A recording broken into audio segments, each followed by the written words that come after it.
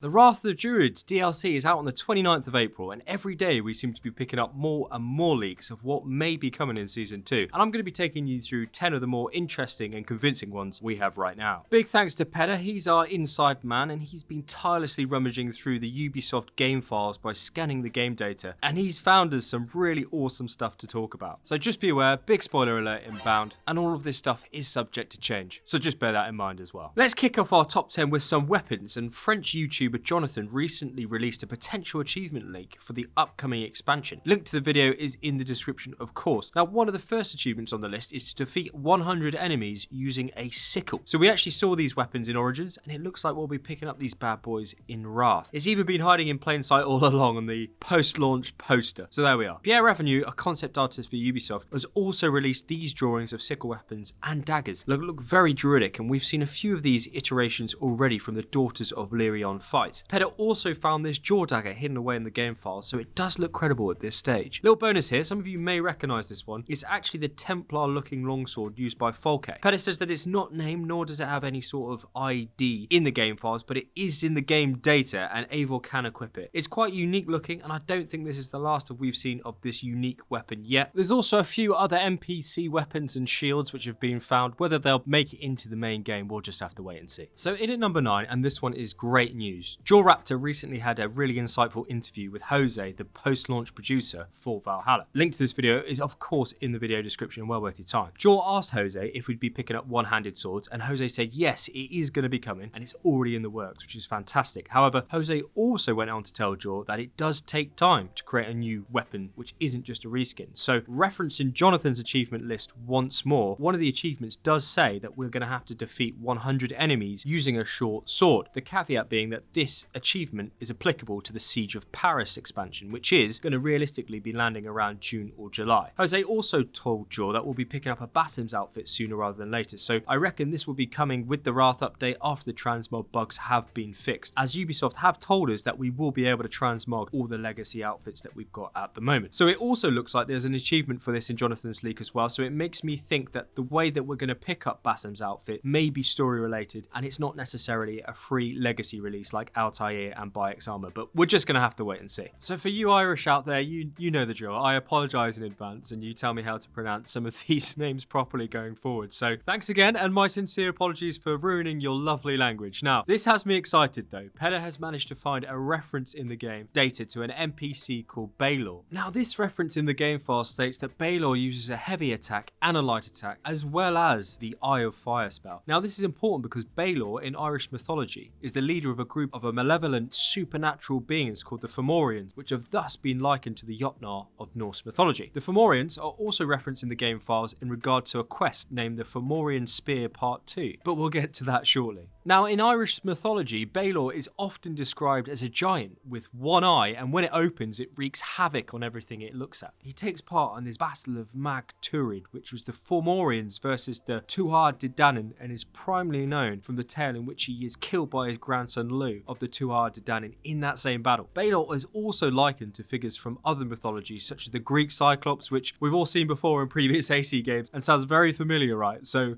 reskin inbound. In any case, if we do get Balor in the game, it looks like we're going to be having a big boss fight on our hands and potentially learning more about the Isu fighting each other, which seems to be the case here. For those of you who aren't aware, the Tuatha De Danann are also an Irish supernatural race believed to be the Celtic Isu, and we've seen quite a few of them referenced in the game so far, including Lu and his inscriptions under Stonehenge, Morrigan, which is the name of Shay's ship in Rogue and the shield we picked up in England, and Norden, which is the Isu bow which JorRaptor and Access the Animus found. So a lot of connections from one name here, and it does seem to be threading quite nicely into the story to come, but we're just going to have to, you guessed it, wait and see. So in the same data files, we also have reference to an item called the Gale Bolg. Peda has said that he can't confirm that we can use it from the data that he can see yet, but looking at that same data, there's a lot of similarities in comparison to that of Excalibur, where there's an option to be able to interact with this weapon in-game. So this is a really cool find, because the Gale Bolg, and here we go folks, was a spear that was owned by the Irish demigod called Cuchulainn, who is believed to be the reincarnation of the Irish god Lu, who is the god who killed Balor, the Jotnar Cyclops we just talked about.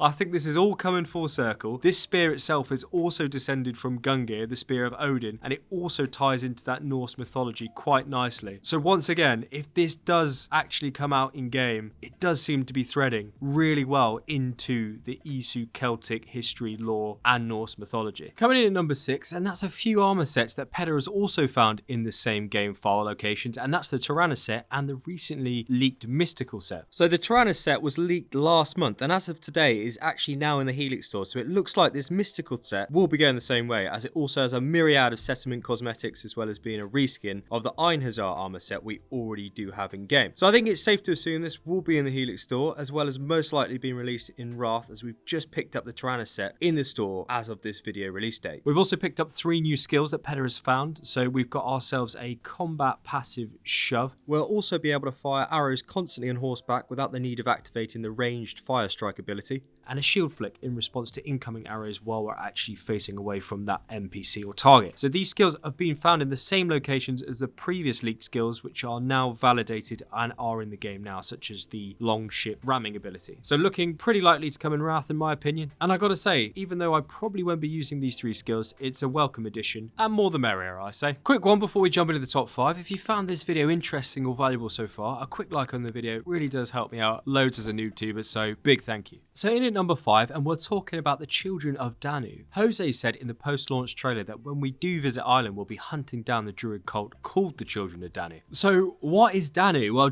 Danu is considered the mother goddess of the Celtic gods, who are called the Tuatha De Danann, which we've spoken about earlier. So these Children of Danu seem to be her followers. So I think it's safe to assume that this is another branch of the Order of the Ancients in Ireland, and we're out to get rid of them. Moving back to Jonathan's achievement league, he notes a particular achievement where we'll actually have to defeat 5 Children of Danu. So guesswork here, but I reckon 5 main order targets is what we're going to be picking up in the expansion, which won't include their sub-lieutenants. So there's the achievement in Valhalla for actually killing all 45 order members in the game, and if the leak is legit, it makes sense that we'll get the same thing here. So 5 main order members to hunt down and kill in this expansion. So at number 4, and I've got a few things here for you folks, in the same achievement league we also have the name Puca. So in Irish mythology, a Puca is a shapeshifter and can actually take any form it chooses. So usually it's seen in the form of a horse, a dog, a rabbit, a goat, goblin, or even an old man. Pucas can actually be found in any rural location. Every county in Ireland actually has its own Puca. So a Puca seems to be the most feared Irish fairy as well, possibly because it actually appears only at night and enjoys creating havoc and mischief. So if this is implemented, I can actually see us having multiple versions of this Puca throughout Ireland. Mini mysteries in different counties that we'll have to complete and finish before we pick up the Puca achievement in this particular leak from Jonathan. Pretty cool. We've also had a werewolf leak, which some of you may have heard as it's been doing the rounds lately alongside some dragon leaks, but Pedder managed to dig up this cool werewolf ship cosmetic, which I've got to say looks pretty badass, and I'm a fan of this one. Now, werewolves actually had a place in medieval Ireland as well, in the southern kingdom of Ossory. The kings were actually said to have descended from werewolves and were known as legendary fighters in that particular time period. They often adopted worn wolf skins as they went wolfing, as it was known back then, or as we know it, raiding, which is really cool. So when I was actually doing this research, I thought, wow, okay, this werewolf leak is actually starting to make some sense. I thought we were just in for another Ubisoft fantasy game, but there we are.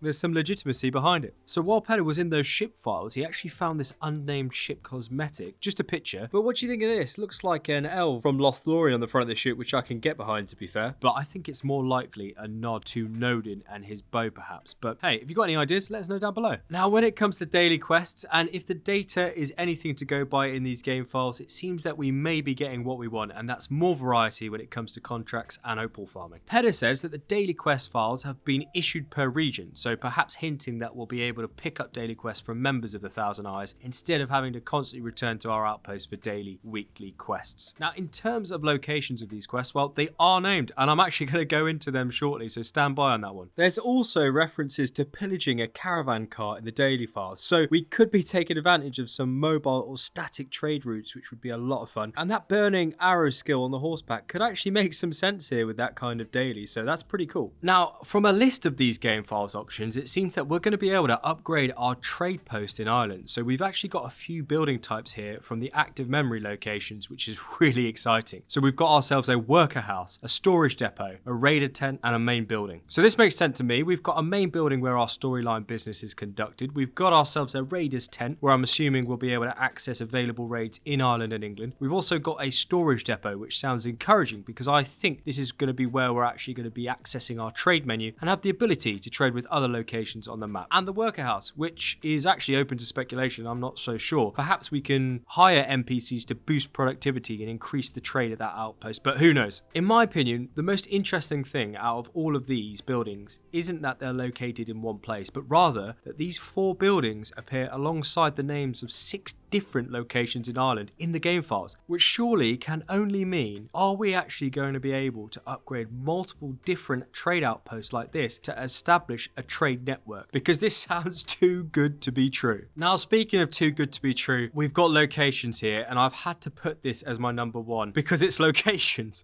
But remember folks, lots of salt here, and these have actually been placed in the active game files by Ubisoft. Peda has assured me, so this can be accessed by people who know how to search the game data. It goes way over my head, but these names seem to be there. Peda also says that the world state names that you can actually see here on the screen is an instruction for something, and it has conditions at a particular location in game, such as a storyline or boss fight, which is why it's marked in the game files. So it's a kind of signpost for the devs essentially to come back and continually add to those files. Again, sorry for the terrible pronunciation, and go easy here. I'm just spitballing, and I put this map together to make it visually easier for you to understand. So it's not to scale, and we may not even get this at all, but I just want to be straight up with you. So lots of speculation, but also lots of fun, and here we go. So the counties named in the game files seem to be Dublin, Meath, Durrow, Mayo, Longford, Castlemore, Donegal, Omagh, Armagh and Ulster. We've also got trade posts which have been named. So we've got Rathdown, Lisdurrow, Port Orley, Athlone, Dysart, Drumless and Ardmell. Now, when I was looking into these locations, I couldn't seem to find Ardmell or Port Orley. So if that sounds familiar to any of you, let us know where that is down below. And we've also got forts as well, which actually exist in these locations in real life, by the way. So we have Castlemore, Durrow, Longford, Omagh, Tara Hill, and Elich, I think is the pronunciation there. So it looks like we're going to be slap bam in the middle if these leaks are correct. And there's a lot of encouraging things here. So top work from Peda for grinding the files out for this stuff. Great work, dude, and thank you. So what do you guys think of all this? Let us know down in the comments. And also big congrats to Valkyrie and Nock, who both won our weekly community photo mode competition on Discord. So if you're interested in hanging out with some cool people, hit the link down below in the comments. In any case, I hope you found this enjoyable and interesting. If you did, hit a like down below. It really does help me out. And thanks for watching. Hopefully catch you in the next video. And as usual, coffee is on me.